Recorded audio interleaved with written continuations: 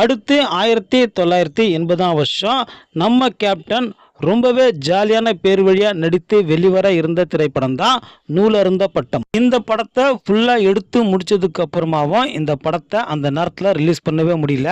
அதாவது நம்ம கேப்டன் நடித்து ஒரு படத்தை ஃபுல்லா எடுத்து ரிலீஸ் பண்ணாத ஒரே திரைப்படம் தான் நூலருந்த பட்டம்.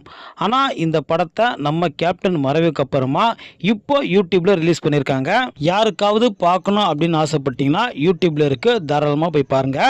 அடுத்து ரஜினிகாந்துக்கு தம்பியா நம்ம கேப்டன் நடிக்க இருந்த திரைப்படம் தான் என் கேள்விக்கு என்ன பதில். அந்த நேரத்தில் நம்ம கேப்டனுக்கு கால்ஷீட் கிடைக்காதால இந்த படத்தில் நடிக்கல.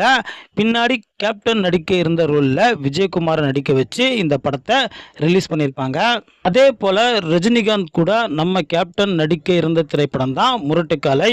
அதாவது இந்த படத்தில் வில்லனா நடிக்க நம்ம கேப்டனுக்கு வாய்ப்பு வந்தது.